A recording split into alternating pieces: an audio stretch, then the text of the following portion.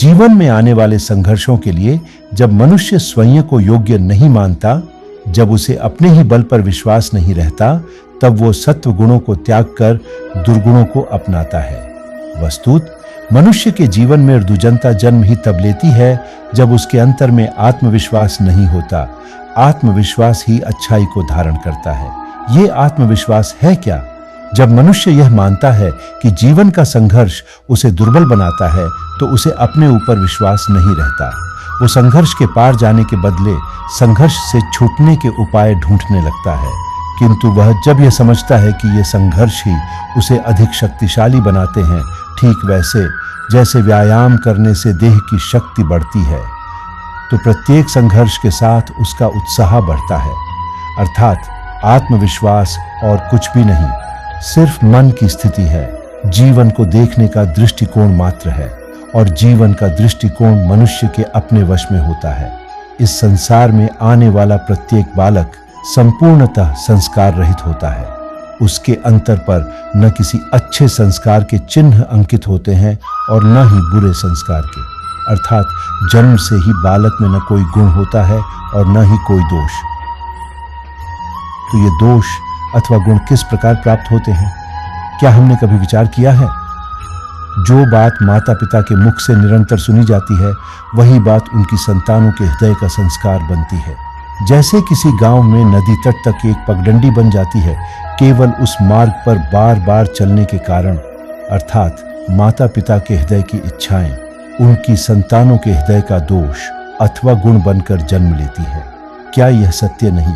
पर फिर भी जब उनकी संतानों में दोष दिखाई देता है, तो माता पिता आश्चर्य और दुहक से भर जाते हैं।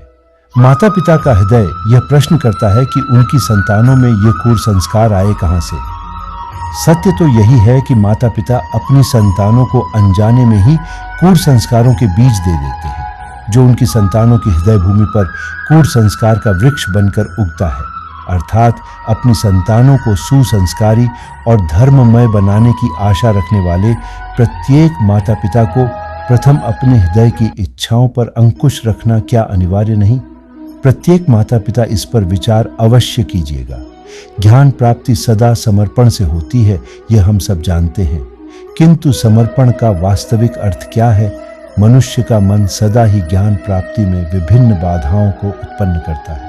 कभी विद्यार्थी से ईर्ष्या हो जाती है, कभी पढ़ाई हुए पाठों पर संदेह जन्मता है, और कभी गुरु द्वारा दिया दंड हुआ मन को अहंकार से भर देता है। ना जाने कैसे कैसे विचार मन को भटकते हैं, और मन की इसी अयोग्य स्थिति के कारण हम ज्ञान प्राप्त नहीं कर पाते। मन की योग्य स्थिति केवल समर्पण से निर्मित होती है।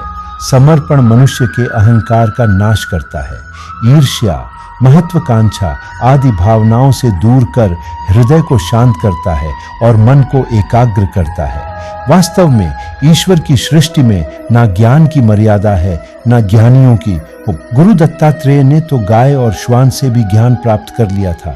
अर्थात विषय ब्रह्म ज्ञान का हो या जीवन के ज्ञान का या गुरुकुल में प्राप्त होने वाले ज्ञान का, उस ज्ञान की प्राप्ति के लिए गुरु से अधिक महत्वपूर्ण है गुरु के प्रति हमारा समर्पण। मनुष्य का स्वभाव है कि वह स्वयं को, अपने परिवार को, अपनी संतानों को अधिकतम सुख प्राप्त हो, ऐसी इच्छा रखता है।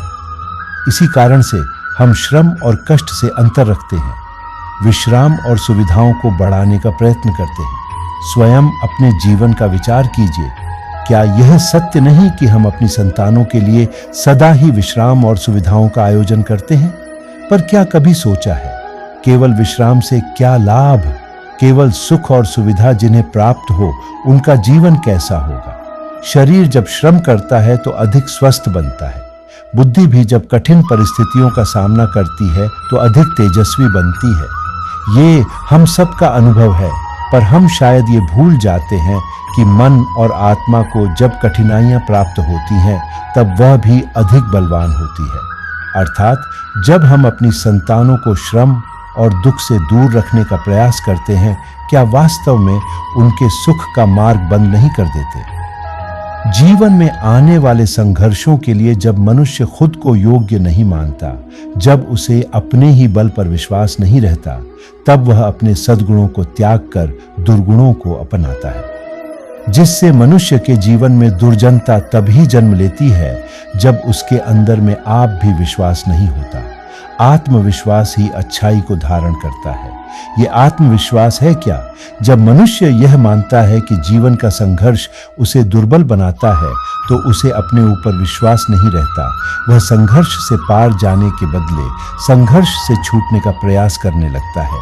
किंतु वह जब यह सोचता है कि यह सुनकर किसी शक्तिशाली बना दे, जैसे व्यायाम करने से देह की शक्ति बढ़ती है, तो प्रत्येक संघर्ष के साथ उसका उत्साह बढ़ता है।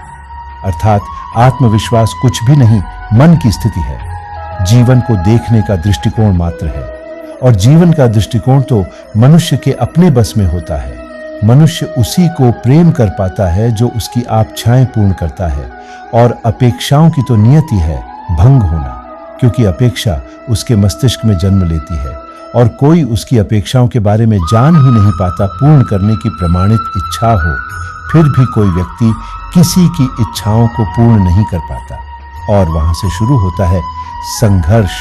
सारे संबंध संघर्ष में परिवर्तित हो जाते हैं, पर मनुष्य अपेक्षा को संबंध का आधार न बनाए और स्वीकार करे केवल संबंध का आधार। तुम क्या, यह जीवन स्वयं ही सुख और शांति से नहीं भर जाएगा। दोस्तों, अगर इस वीडियो से आपने कुछ भी सीखा हो तो कमेंट में जय श्री राधे कृष्ण अवश्य लिखिए, और इस वीडियो को लाइक और सब्सक्राइब करना ना भूलिए। धन्यवाद। राधे राधे।